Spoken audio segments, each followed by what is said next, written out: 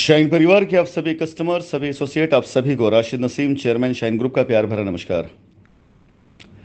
मेरी आज की वॉइस रिकॉर्डिंग आप सभी लोगों के लिए बहुत ढेर सारी लीगल अपडेट्स और जानकारियों के साथ साथ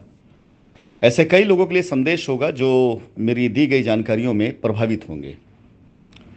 साथियों, शाइन परिवार का मामला जो कि माननीय उच्च न्यायालय में चल रहा था और जिस पर माननीय उच्च न्यायालय के जरिए एक ऑर्डर आ जाता है और उस ऑर्डर पर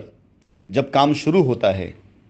तो नज़र के सामने वो सारी चीज़ें आने लग जाती हैं जो बिल्कुल एक्सपेक्टेड नहीं थी। यानी कोर्ट की कार्रवाई के दरमियान ऐसा सोचा भी नहीं गया होगा किसी भी बेंच के द्वारा,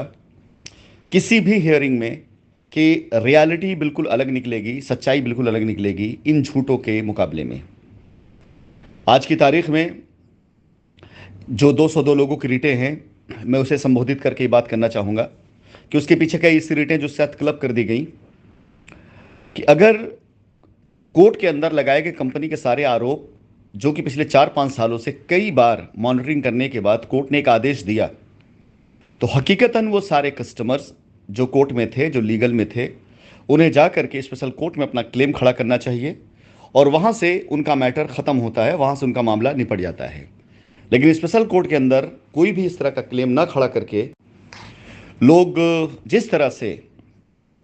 अब नई चीज़ें आनी शुरू हुई, नई कहानी आनी शुरू हुई, तो मैं जानकारी के लिए बताना चाहूंगा आप लोगों को, ये मामला उच्च न्यायालय का, भारत देश की कानून व्यवस्था का है। जिन आरोपों के आधार पर कोर्ट से पिछले 4-5 सालों में कई ऐसे ऑड और इवन ऑर्डर पास हुए जिसपे गवर्नमेंट का, व्यवस्थाओं का, एजेंसी का करोड़ों रुपए का फंड कहा जाए खर्च हुआ होगा, जांच करने में, पेपर वर्क में, अरेस्टिंग में, जेल के अंदर जिन लोगों को रखा गया है उन पर भी पूरा सरकारी खर्चा आता है। तो कई करोड़ रुपए इस समय भारत सरकार के और स्टेट गवर्नमेंट के इस पूरे मामले की जांच और इन पर लगाए गए आरोपों पर खर्च हो चुके हैं। और अब जब ये आरोप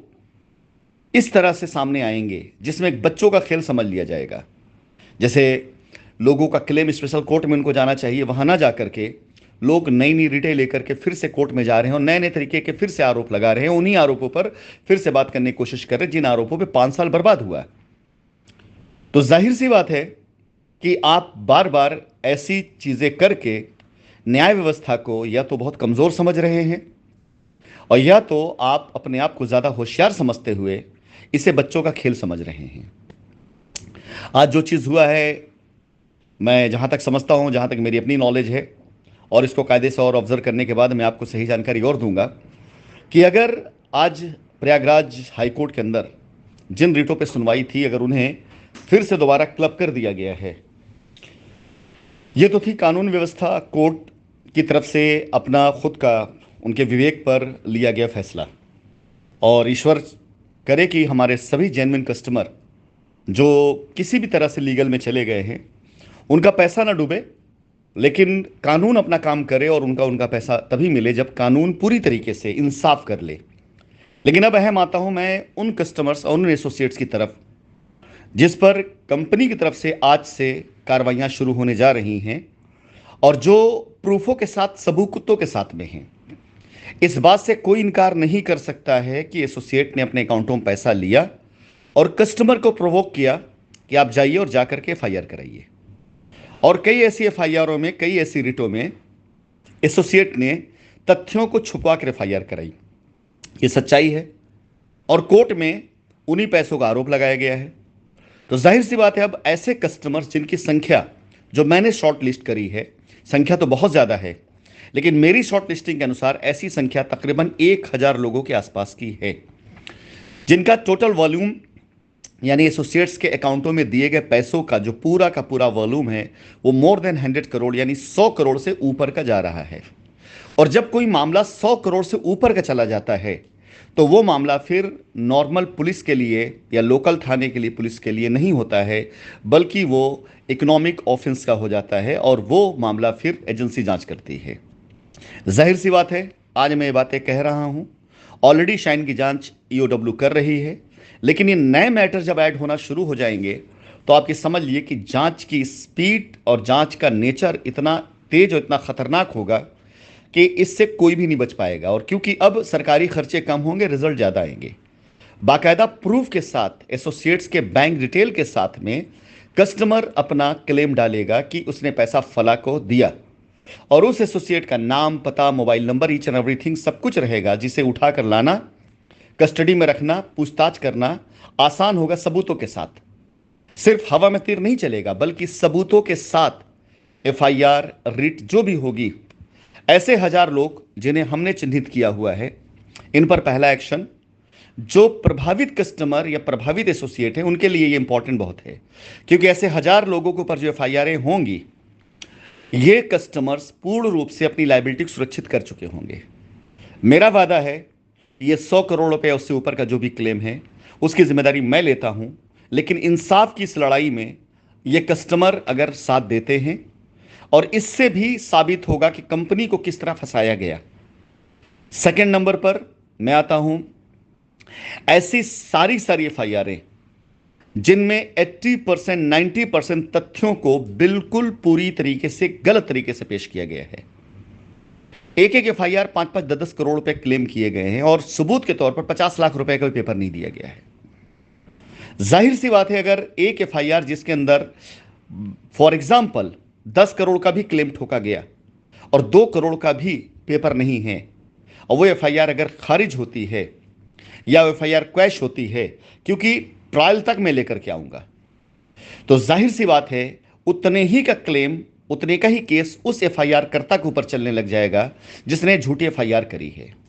और इस सारी एफआईआरों को चिन्हित करके मैं इसे ट्रायल पे लेके जा रहा हूं। जब तक ट्रायल नहीं शुरू होगा, जब तक सबूत नहीं मिलेगा, तब तक ऐसे किसी भी एफआईआर पर कोई भी सेटलमेंट की कार्रवाई आगे बढ़ ही नहीं सकती है। मैं पूर्ण रूप से इस बारे में आप लोगों को पहले बताता चला और आज भी बता रहा हूं, कोई भी एफआईआर जिसके ऊपर क्लेम डाला गया है और उसका प्रूफ नहीं मिला, तो उस एफआईआर पर जब तक फैसला नहीं आ जाता तब तक कोई क्लेम एक्सेप्टेबल नहीं होगा। तो यह मामला भी करीब करीब तकरीबन 100 करोड़ से ऊपर का जाएगा, और जाहिर सी बात है जब यह सेक्शन 211 के तहत इस पर कार्रवाई होगी, तो जाहिर सी बात है इसमें भी हजारों लोग आएंगे। नंबर 3 पर मैं आ जाता हूं,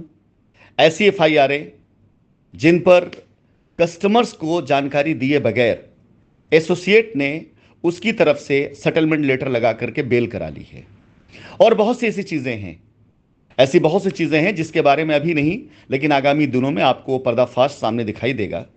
यह संख्या भी ऑलमोस्ट करीब 100 के आसपास एफआईआर पहुंच रही है, जहां पर मैनिपुलेशन का लेवल इस हद तक है, सरकारी व्यवस्थाओं का इस्तेमाल करके, सरकारी डॉक्यूमेंट्स का इस्तेमाल करके, कानून की आंख में जिस तरह से धूल झोंका गया है। जिस दिन यह मामला उजागर होगा, उस दिन वो सारे डिपार्टमेंट और वो सारी व्यवस्थाएं वो पूरी तरीके से अवाक रह जाएंगी जो इससे रिलेटेड होंगी। और यह मामला बहुत जल्दी आप सबके सामने आने जा रहा है। यह संगीन मामला है, संगीन जुर्म है, क्योंकि इसमें जो क्राइम किया गया है वो क्राइम सिर्फ कंपनी या कस्टमर साथ नहीं किया गया, बल्कि इसमें क्राइम सरकार के साथ, कानून के साथ, एजेंसी के साथ, डिपार्टमेंट के साथ किया गया है। तो इसमें यदि कोई भी पेपर का ऐसा खिलवाड़ किया गया, कोई छेड़छाड़ की गई है, तो संबंधित डिपार्टमेंट भी अपनी तरफ से ये एफआईआर लॉन्च कराएगा। तो कस्टमर की तरफ से तो होगा ही होगा, कंपनी तरफ से होगा ही होगा, लेकिन वो सारे संबंधित विभाग जो उस मैटर पर आते हैं वो भी अपनी तरफ से एक एफआईआर जरूर डालेंगे। क्यों? क्योंकि उनको पेपर पर पूरा करना है। ऐसे मामला भी आपके सामने बहुत जल्दी सामने आने वाले। प्रभावित कस्टमर और प्रभावित एसोसिएट्स अपने अपने रोल को निर्धारित कर लें। अब आ जाते हैं हिंदुस्तान के सबसे बड़े स्कैम,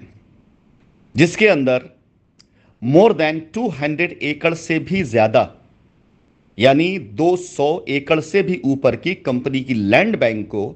2019 के बाद, जब कंपनी भाग चुकी थी, डायरेक्टर जेल में थे, सीएमडी भगोड़ा घोषित हो चुका था, उसके बाद विभिन्न शहरों में, भारत देश के अलग अलग हिस्सों में 200 एकड़ से ऊपर की लैंड बैंक को कंपनी के बेच दिया गया, ऑथराइजेशन फर्जी बना करके। सैकड़ों करोड़ से ऊपर का तो यह भी मैटर है। संबंधित कस्टमर इस बात को अच्छे से जान ले कि इस मामले में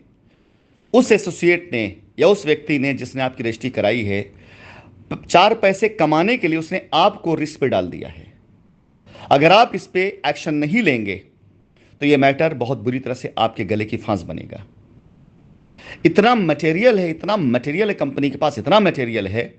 कि जब इन सारी चीजों को लेकर कोर्ट के अंदर हमारे लॉयर की टीम खड़ी होगी तो विश्वास जानिए, ये पूरा का पूरा भारत देश का एक सीरीज ऑफ स्कैम का एक वो बने। किसी कंपनी में एक स्कैम होता है, यहां पर जमीन बेचने का स्कैम, कस्टमर से पैसा लेने का स्कैम, बेल कराने का स्कैम, कब्जा देने के नाम पर स्कैम, रिट के नाम पर स्कैम, एफआईआर के नाम पर स्कैम। एक सीरीज पूरी चली हुई है स्कैम्स की, और करने वाले लोग वहीं बैठ करके उन लोगों पर आरोप लगा रहे हैं कि इन्होंने गलत काम किया, जिनके खिलाफ अभी तक एक भी सबूत हासिल नहीं हुआ। फिलहाल अपनी इस वॉइस रिकॉर्डिंग के जरिए सिर्फ ये मेरी एक आगाज है। सबूतों के साथ आपसे हर हफ्ते 2 से 3 बार मुलाकात होती रहेगी, जिससे आपको सही जानकारी जाती रहेगी। लेकिन सबसे बड़ी चीज, आपको जानकारी देने के अलावा प्रभावित कस्टमर तक सही जानकारी पहुंचाए के साथ साथ मेरी ये रिकॉर्डिंग, मेरे वीडियोस बहुत हेल्प करते हैं जांच के अंदर एजेंसी को और ऐसे सभी संबंधित विभाग को जहां तक ये मामला गया हुआ है।